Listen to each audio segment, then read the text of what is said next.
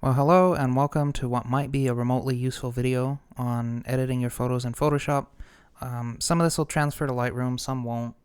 You'll kind of get the gist of where you can't follow anymore in Lightroom.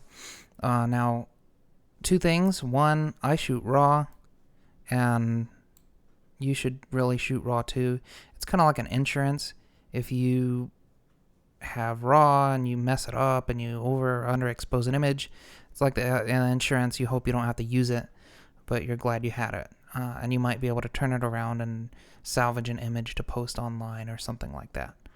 Now, the other thing is that I have to shoot JPEG plus RAW because even though my PC is far superior to Mac, I can't view RAW files from my computer. It gives me no preview. So I shoot JPEG and RAW. It takes up a little bit more space, but it's easier for me to just click and be like, what was the point of this image? I'm not going to waste time editing that in Photoshop. Or, I don't like this image because the bird kept running away, but I sure like that one for obvious reasons because, he's my baby. So I'll go through and do this one in Photoshop. So why don't we get started? Today we're working on this guy here, number 812. I chose that one over 813.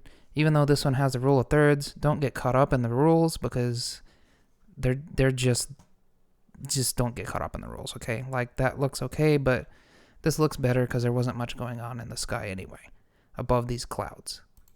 So let's open that in Photoshop.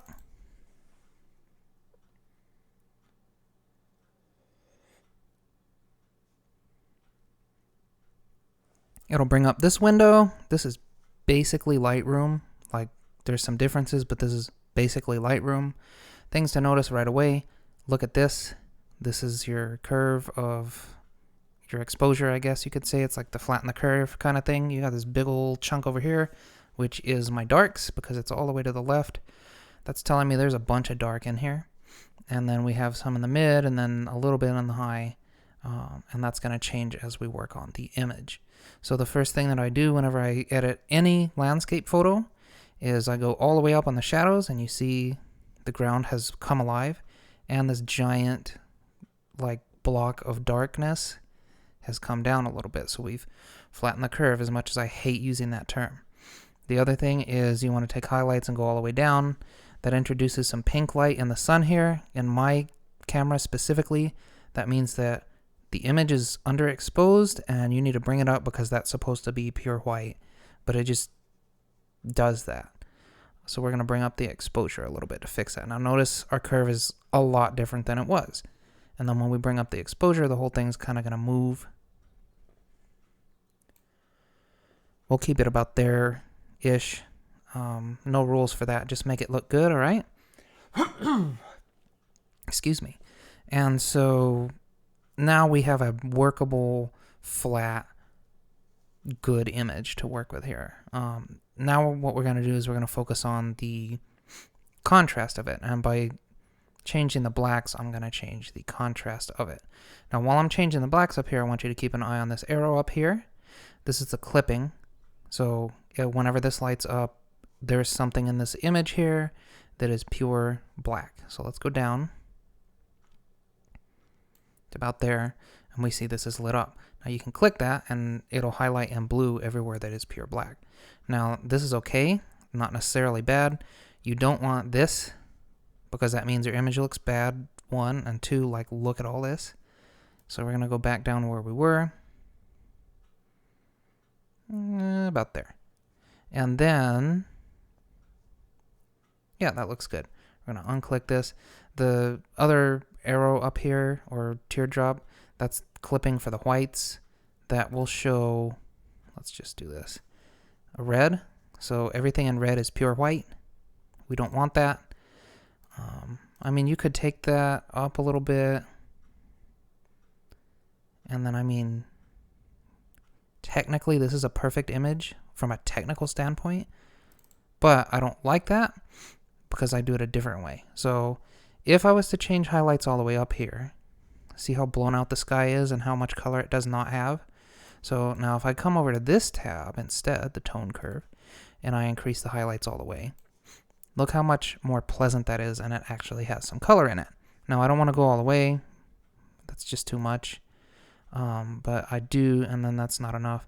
So I do want to pop the colors a little bit like that, just so you can get that backlight on the clouds. If I wanted to, I could come to the effects and do a vignette, like maybe that much. Guys, don't do this because it does not look good. But maybe, yeah, a little bit, just to kind of focus in everything.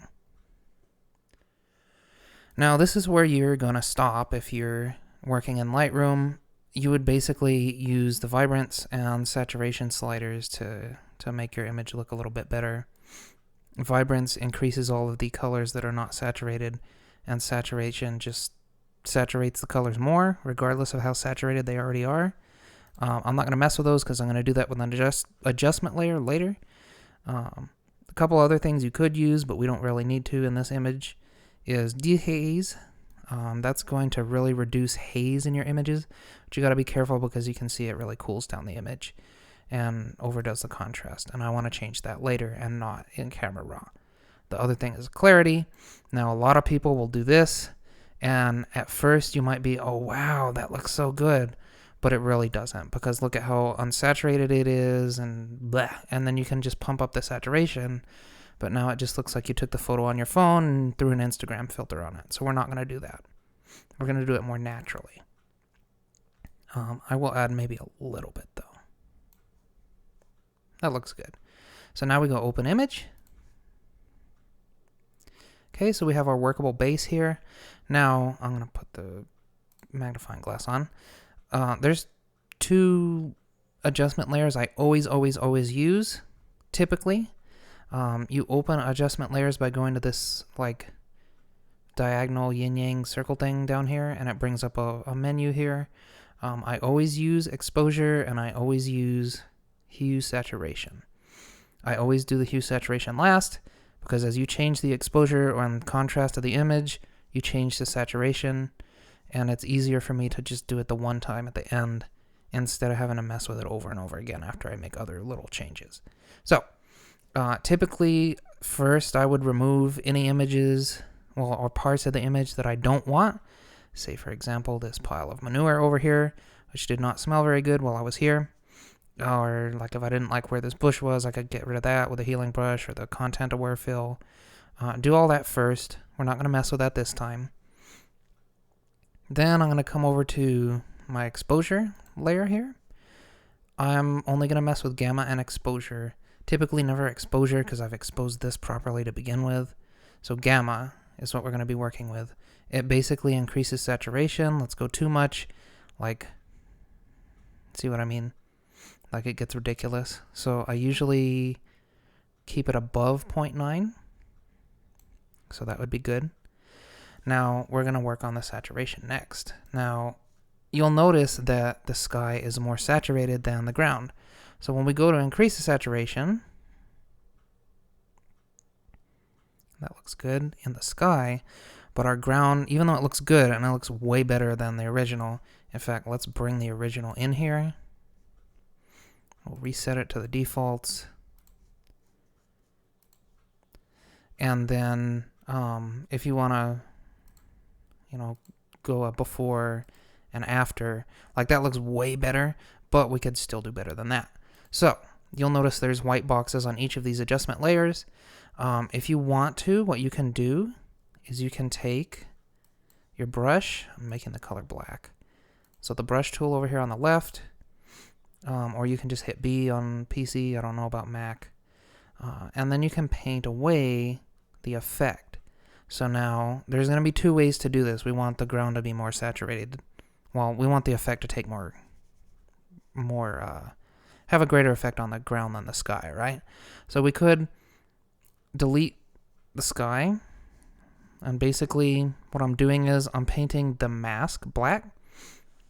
Everything that's white is showing, so this increase in saturation or decrease in saturation is only taking place where there's white on the mask, and then the black kind of paints it out.